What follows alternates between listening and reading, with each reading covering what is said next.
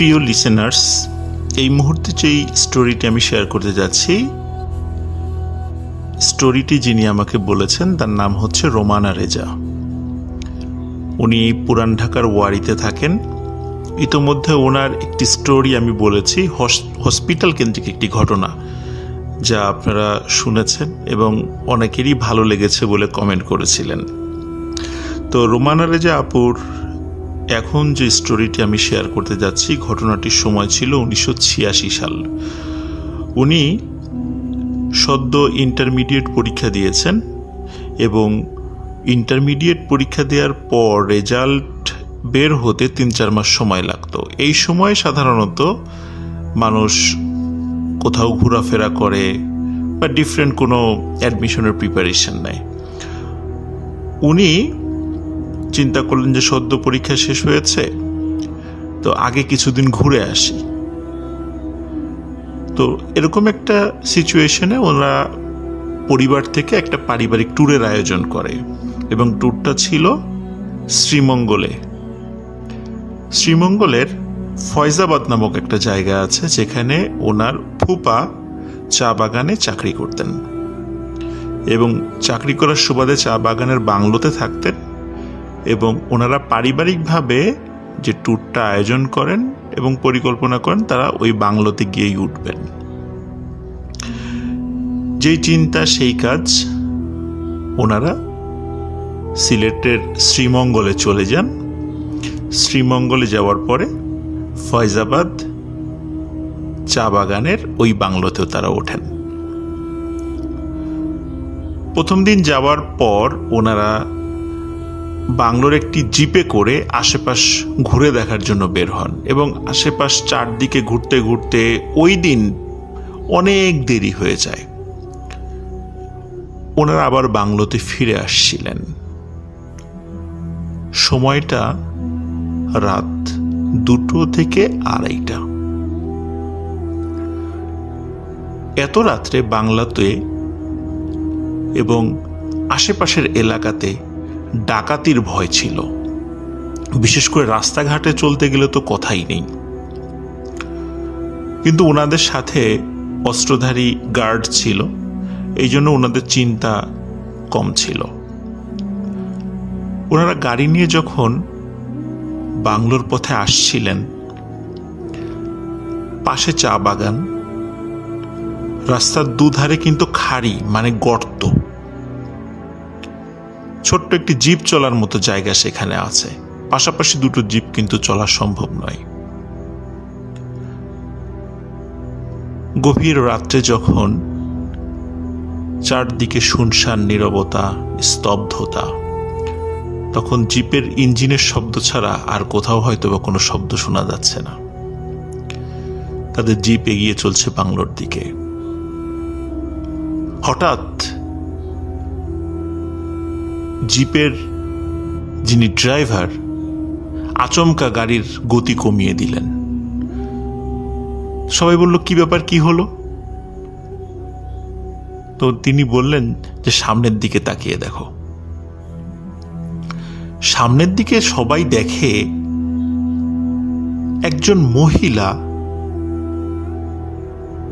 একটা ধূসর রঙের শাড়ি পরা, শাড়িটা বেশ ময়লা, লম্বা ঘোমটা দেয়া, পেছন থেকে বোঝা যাচ্ছে তার গড়নটা বেশ চিকন এবং আকার মোটামুটি 5 ফুট থেকে 5 ফুট 2 ইঞ্চির মধ্যে। তিনি ঠিক রাস্তার মাঝখান দিয়ে হেঁটে যাচ্ছেন। জিপ বারবার হুইসিল দিলেও উনি ডানেও যাচ্ছেন না, বাঁয়েও যাচ্ছেন না। এখন উনি এমন একটা জায়গায় দাঁড়িয়েছিলেন, জিপ যে তার পাশ কেটে চলে যাবে এমন কোনো উপায়ও ছিল না।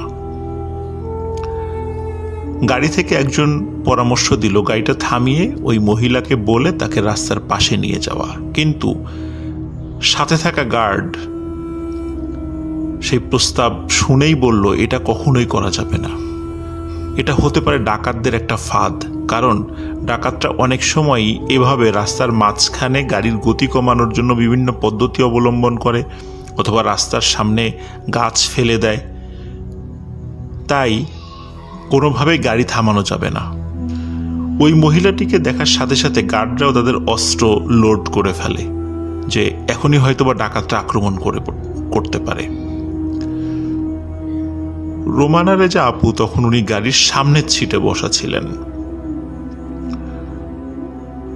উনি ভয়ে বিভিন্ন দোয়া পড়া শুরু করেন। আসলে উনি ভূতের ভয়ে যে দোয়া পড়েছেন বিষয়টা এমন নয়, উনি ভয় পাচ্ছিলেন ডাকাতরা আক্রমণ করবে। বিভিন্ন দোয়া পড়তে পড়তে উনি একসময় শব্দ করে আয়াতুল কুরসি পড়া শুরু করেন। যখনই আয়াতুল কুরসির কিছু অংশ উনি পাঠ করেছেন, সবাই দেখে ওই যে মহিলার আকৃতির কাপড় পরা একটা আকৃতি দেখা যাচ্ছে, সেটি রাস্তার বা পাশে, যে পাশে চা বাগান ছিল, সাঁ করে মানে এত দ্রুত গতিতে একটা দৌড় দেয়, মুহূর্তের মধ্যে চা বাগানের মধ্যে মিলিয়ে যায়। সবাই অবাক হয়ে যায়, এটা কিভাবে সম্ভব? কোনো মানুষের পক্ষে তো এটা সম্ভবই নয়। শুধু মানুষ নয়, কোনো প্রাণীর পক্ষেও সেটা সম্ভব নয়। কেন সম্ভব নয়? কারণ চা বাগানের পাশেই পানির একটি লাইন করা থাকে। বৃষ্টির পানিগুলো চা বাগানের গাছ গড়িয়ে এসে ওই লাইনে পড়ে পানিগুলো বের হয়ে যায়। সুতরাং একটা ট্রেঞ্চ বা পরিখা বা গর্ত থাকে, লম্বা গর্ত বা একটা নালা থাকে। কোনো মানুষকে যদি রাস্তা পার হয়ে চা বাগানের ভিতরে যেতে হয়, তাহলে রাস্তা থেকে নেমে আগে ওই নালাটা পার হতে হবে। নালাটা একটা গর্ত, সেই গর্তে নেমে আবার উপরে উঠতে হবে। এই মহিলা কিভাবে এত দ্রুত সাঁ করে চলে গেল? সবাই হতভম্ব হয়ে যান। সাথে থাকা টর্চ লাইটগুলো জ্বালান, কিন্তু ওই মহিলাকে আর কোথাও দেখা যায় না। উনি যদি চা বাগানের ভিতর দিয়েই যাবেন তাহলে তো গাছগুলোও নড়বে, কিন্তু কোনো গাছের নড়াচড়াও ছিল না। শুধু টর্চের আলোতে গাছই দেখা যাচ্ছিল, ওই মহিলাকে আর দেখা যাচ্ছিল না, গাছের নড়াচড়াকেও দেখা যাচ্ছিল না। উপস্থিত সবাই বেশ ভয় পেয়ে যান।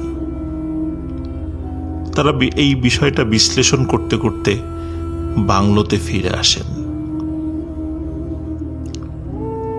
পরের দিন আবারও তারা ঘুরতে বের হন। তারপরে 1-2 দিন কোনো সমস্যা হয়নি, কিন্তু তৃতীয় দিন বাংলোতে এই রোমানা আপু, ওনার ফুপুর যে ছেলে, ওনার ফুপাতো ভাই, বয়স ছিল 5 বছর, তার সাথে একটি অদ্ভুত ঘটনা তিনি প্রত্যক্ষ করেন।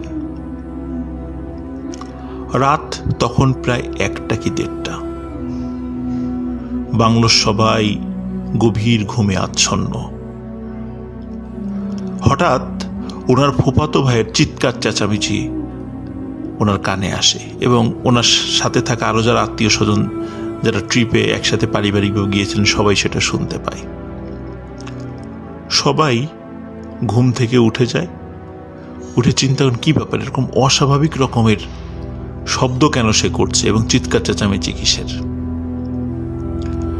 তখন ওনারা এগিয়ে আসেন এবং ওনার ফুপুকে জিজ্ঞেস করেন কি ব্যাপার, কি হয়েছে।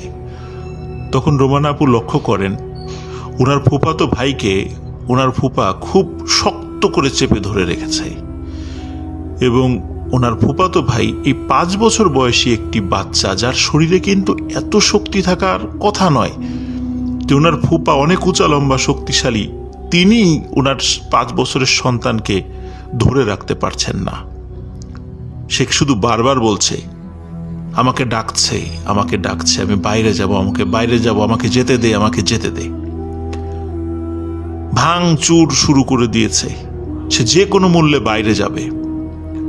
বহু কষ্টে তাকে আটকে রাখা হয়।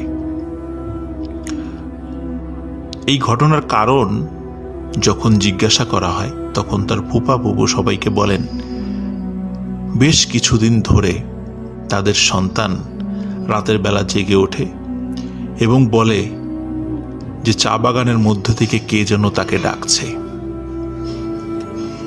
এবং তাকে কোনোভাবে আটকে রাখা যায় না। কখনো কখনো চা বাগানের মধ্যেই চলে যায়, তাকে ধরে নিয়ে আসতে হয়। রাত্রেবেলা খুব চিৎকার চেঁচামেচি করে। কেন এমন ঘটনা ঘটছে তারা বুঝতে পারছেন না। যদিও এই ঘটনার সমাধান হয়েছিল একজন আলেমের ঝাড়ফুঁকে, এই সমস্যা থেকে তারা নিষ্কৃতি পেয়েছিলেন। এই ঘটনা শোনার পর এবং কয়েকদিন আগে রাতের বেলা একটি ভয়ঙ্কর ঘটনা অবলোকন করার পর ওনারা বেশ ভয় পেয়ে যান এবং সিদ্ধান্ত নেন যে এই ট্রিপটা ক্যান্সেল, এবং ট্রিপটা ক্যান্সেল করে তারা আবার ঢাকায় ফিরে আসেন। যেহেতু রোমানা আপু পরীক্ষা দিয়েছেন, তার হাতে প্রায় 3 থেকে 4 মাস সময় ছিল পরীক্ষার রেজাল্ট বের হওয়ার। তাদের আরেকজন নিকট আত্মীয়, তিনি পরিবার সহ আবার চা বাগানে ঘুরতে যাওয়ার জন্য একটি ট্যুরের পরিকল্পনা করেন। এবং এখানে বলে রাখা ভালো, রোমানা আপুর 2 জন ফুপু রয়েছে এবং এই 2 ফুপুর হাজবেন্ডই শ্রীমঙ্গলের 2টো চা বাগানের ম্যানেজার ছিলেন। ফার্স্ট যে ঘটনাটা আমি বললাম, তার ওই ফুপুর হাজবেন্ড ছিলেন ফয়জাবাদ চা বাগানের ম্যানেজার, এবং এখন যেই ফুপুর কথা বলবো তার হাজবেন্ড ছিলেন শমশেরনগরের একটি চা বাগানের ম্যানেজার।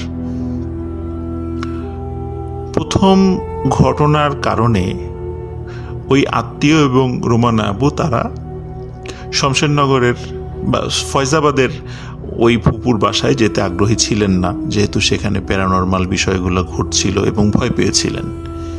এই জন্য এই ট্যুরের সিদ্ধান্ত হয় যে তারা অন্য ফুপুর বাড়িতে বেড়াতে যাবেন। যথারীতি যে পরিকল্পনা সেই কাজ, তারা রওনা দিলেন।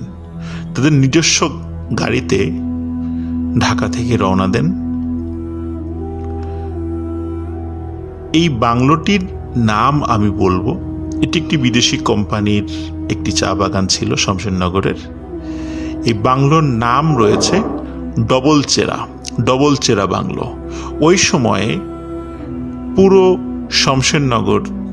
শমশেরনগরে দোতলা বিশিষ্ট একটি মাত্রই বাংলো ছিল, সেটা হচ্ছে ডাবল চেরা বাংলো। এই ডাবল চেরা বাংলোতেই ওনার ফুপু এবং ফুপা থাকতেন। তাদের গাড়িটা শ্রীমঙ্গলে যেতে যেতে বেশ রাত হয়ে যায়, রাত 11টা বেজে যায়। বাংলোটা টিলার উপরে। গাড়ি যখন টিলার উপরে উঠছিল তখন রোমানা আপু হঠাৎ খেয়াল করেন যে গাড়ির ব্রেকের উপরে তার ফুপা, আরেকজন ফুপা আর কি, চাপ দিয়ে ধরে রেখেছেন, কারণ গাড়িটা চালাচ্ছিলেন তার ফুপা। কিন্তু গাড়িটা অটোমেটিক্যালি ব্রেকে চাপ দেওয়ার পরেও বাংলোর উপরে উঠে চলছে, অথচ কোনোভাবেই এই গাড়িটি উপরে ওঠার কথা নয়। রোমানা আপু তখন টুকটাক ড্রাইভিং শিখছিলেন, যার কারণে কখন গাড়ি থামবে কখন চলবে এই বিষয়ে তার একদম একটা সাধারণ ধারণা ছিল। তিনি খেয়াল করছিলেন তার ফুপা গাড়ি চালাচ্ছেন, কিন্তু তার চোখ দুটো বড় বড় হয়ে আছে, জাস্ট হাত দুটো শুধু স্টিয়ারিংয়ের উপরে রাখা এবং পা ব্রেকের উপরে রাখা, চাপ দিয়ে ধরে রাখা। তিনি কোনো কথা বলছিলেন না, মনে হচ্ছে যে উনি এমনভাবে হতভম্ব হয়েছেন তার মুখ দিয়ে কোনো কথাই বের হচ্ছে না। এদিকে রোমানা আপু চিৎকার করবেন কিনা বুঝতে পারছেন না, কারণ গাড়ি কিভাবে চলছে, গাড়ি কোনোভাবেই এভাবে উপরে ওঠার কথা নয়। মনে হচ্ছে কে বা কারা পেছন থেকে প্রচণ্ড গতিতে ধাক্কা দিয়ে গাড়িটাকে টিলার উপরে নিয়ে যাচ্ছে। তারা ধারণা করেছিলেন টিলার উপরে গিয়ে হয়তোবা গাড়িটা টিলার অপর পাশে ছিটকে পড়ে যাবে, কিন্তু অদ্ভুত ব্যাপার হলো টিলার উপরে উঠেই গাড়িটা থেমে যায়। তখন তারা হাফ ছেড়ে বাঁচেন, কিন্তু গাড়ির মধ্যে থাকা কোনো ব্যক্তিকে, রোমানা আপু এবং তার ফুপা যিনি গাড়ি চালাচ্ছিলেন, তারা কোনো কিছু বলেন নাই। হয়তো বললে তারা আরো ভয় পেয়ে যাবেন। যাই হোক, তারা নামার পরে বাংলোতে যান। যাওয়ার পরে বাংলোতে থাকা রোমানা আপুর ফুপা ফুপুকে এই গাড়ির ঘটনাটা খুলে বলেন। তখন তারা এই ঘটনাটা শুনে খুব বেশি অবাক হলেন না, এবং তাদের অবাক না হওয়া দেখে রোমানা আপু এবং তার আত্মীয় স্বজন তারা সেখানে গিয়েছিলেন, তারাই অবাক হন। কি ব্যাপার, এরকম একটা ঘটনা ঘটলো, ওনারা অবাক কেন হলেন না? জাস্ট এতটুকুই বললেন, ও তোমাদের সাথেও শুরু হয়েছে। তো ওনার কথার আসলে আগা মাথা ওনারা ওইভাবে কিছু বুঝতে পারেন নাই। পরের দিন ওনারা আশেপাশে ঘোরাঘুরি করে ক্লান্ত, রাতের বেলা ওনারা চলে এসেছেন। ওই রাত্রেও তেমন কোনো সমস্যা তারা ফেস করেননি। পরের দিন অদ্ভুত একটি ঘটনা ঘটে। পরের দিন ঘোরাঘুরি করে ওনারা মোটামুটি বিকালের মধ্যেই বাংলোতে ফিরে আসেন। বাংলোতে 3 জন স্টাফ ছিল। একজন ছিল চৌকিদার, আর একজন ছিল বাবুর্চি, আর একজন ছিল বেয়ারা বলে তাকে। এরা সাধারণত রোস্টার ডিউটি করে। চৌকিদার যিনি একদিন রাত্রে ডিউটি করেন, পরের দিন উনি রাত্রে নাইট ডিউটি করেন না, আরেকজন করেন। ওই 3 জনের মধ্যে আরেকজন করেন। এইভাবে রোস্টার ডিউটি করে রাত্রে ডিউটি দেওয়া হয়। ওই দিন যার রোস্টার ডিউটি ছিল তাকে নিয়ে একটি ঘটনা ঘটে। এখানে একটা বিষয় বলে রাখা ভালো, রোমানা আপুর ফুপু উনি শরীরে একটি তাবিজ পরতেন। যেহেতু বাংলাতে বিভিন্ন ধরনের সমস্যা হতো, এই জন্যই উনি তাবিজ ব্যবহার করতেন। একদিন ঠিক সন্ধ্যার পর উনি কিচেনের দিকে যান। এক্ষেত্রে বলে রাখা ভালো, বাংলোর মধ্যে কিচেন ছিল না, কিচেনটা ছিল বাংলোর কম্পাউন্ডের মধ্যেই, বাট বাংলোর বাইরে। সিমেন্টের এক ধরনের চুলা ছিল সেখানে, বেশ মাটি থেকে উঁচু, সেখানে রান্না হতো। উনি চিন্তা করলেন যে যেহেতু গেস্ট আসছে, দেখি পাহারাদাররা আসছে কিনা, ওদেরকে কিছু ইনস্ট্রাকশন দেওয়া যায় কিনা। এই চিন্তা করে উনি কিচেনের দিকে আগাতে থাকেন। হঠাৎ করে রোমানাপুর ফুপু উনি কাঁধে খুব ঠান্ডা নিঃশ্বাস ফিল করেন। মনে হচ্ছে খুব ভারী এবং ঠান্ডা নিঃশ্বাস ওনার কাঁধের উপর পড়ছে। তো উনি থমকে যান যে কি ব্যাপার, এমনটা কেন হচ্ছে। হঠাৎ করে তার কানের কাছে একটি পরিচিত কণ্ঠ বলে ওঠে, তাবিজটা দে। এটা শোনার সাথে সাথে উনি মারাত্মক ভয় পেয়ে যান, এবং ওনার গলার সাথে তাবিজটা ছিল, সুতো দিয়ে বাঁধা ছিল। উনি ডান হাত দিয়ে এক টানে তাবিজটা ছিঁড়ে ফেলেন, এবং ছিঁড়ে ফেলেই সাথে সাথে ওনার শরীরের আঁচলে গিট দিয়ে বেঁধে ফেলেন, এবং বেঁধে ফেলার সাথে সাথে উনি জোরে একটি দৌড় দিয়ে বাংলোর ভিতরে চলে আসেন। এসেই উনি সেন্সলেস হয়ে পড়ে যান। সবাই তাকে পানি ছিটা দিয়ে জ্ঞান ফেরায়। জ্ঞান ফেরানোর পর জ্ঞান ফিরেই উনি বলে, এই আমার তাবিজটা কোথায়? আমি তো এটা শাড়ির আঁচলের সাথে গিট দিয়ে রেখেছিলাম। সবাই দেখে, এবং রোমানা আপু দেখেন যে তার ফুপুর সেই শাড়ির আঁচলে গিট রয়েছে, কিন্তু গিটটি খোলার পরে দেখা যায় সেখানে তাবিজটি নেই। তখন বলা হয় যে আমাকে চৌকিদার ডাক দিয়েছিল। অদ্ভুত ব্যাপার হলো, চৌকিদার তখনও ডিউটিতে আসেই নাই। সাধারণত সন্ধ্যার পরেই ডিউটিতে চলে আসে। ওই দিন কোনো কারণে তার পরিবারের সদস্য অসুস্থ ছিল, এই কারণে তখনও চৌকিদার ডিউটিতেই আসেনি। কিন্তু অন্য দুইজন বেয়ারা ছিলেন এবং বাবুর্চি ছিলেন, তারা চলে এসেছিলেন। তাদেরকে জিজ্ঞাসা করা হলে তারা বলে, না তো, চৌকিদার আসেনি, আপনি ভুল দেখেছেন, আমরা তো চৌকিদারকে দেখিনি। এই ঘটনা যেদিন ঘটে সেই রাত্রেই রোমানা আপু অদ্ভুত একটি ব্যাপার লক্ষ্য করেন। রাত তখন 2টো কি 2:30। হঠাৎ দোতলাতে, যেহেতু বাংলোটা দোতলা ছিল, ডবল চেরা বাংলো, দোতলা আমি শুরুতেই বলেছি, মনে হচ্ছে আসবাবপত্র কেউ টানা হেঁচড়া করে এক জায়গা থেকে আরেক জায়গা নিয়ে যাচ্ছে। উনি চিন্তা করলেন যে এত রাত্রে কে হতে পারে। ওনার আগ্রহ সৃষ্টি হয়, কিন্তু তারপরেও উনি বের হননি। সকালে ওনার ফুপুকে জিজ্ঞাসা করেন যে রাত্রে যে আমি আসবাবপত্র টানা হেঁচড়ার শব্দ শুনলাম, এটা কি, আপনারা কি কেউ সরিয়েছিলেন? তখন তার ফুপু বলে, ও তুমিও শুনেছ?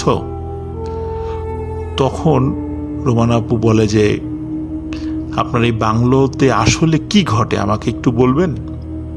তখন তার ফুপু বলে, উনি প্রথম দিন যখন এই বাংলোতে এসেছিলেন সেদিন রাত্রে উনি দেখেছিলেন যে এখানকার আসবাবপত্রগুলো একা একাই এক জায়গা থেকে আরেক জায়গা চলে যায়, এবং উনি প্রচণ্ড ভয় পেয়ে সেন্সলেস হয়ে গিয়েছিলেন, যার কারণে উনি তাবিজ ব্যবহার করেন যাতে করে ভয় না পান এবং কেউ কোনো ওনার ক্ষতি করতে না পারে। আর ছোটখাটো ব্যাপার এই বাংলো এবং এই টিলার আশেপাশে হরহামেশাই ঘটে।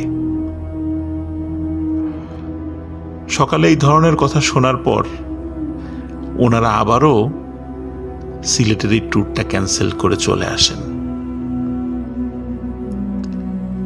প্রিয় লিসেনার্স, রোমানা আপুকে ইতোমধ্যে আপনারা দেখেছেন। এই দুটো ঘটনা একদম জলজান্ত প্রত্যক্ষদর্শী উনি। আমি আশা করব উনি আমাদেরকে আরো অনেক সুন্দর সুন্দর ঘটনা দেবেন। আশা করি লিসেনার্স, রোমানা আপুর এই ঘটনাটি আপনাদের ভালো লেগেছে। ধন্যবাদ।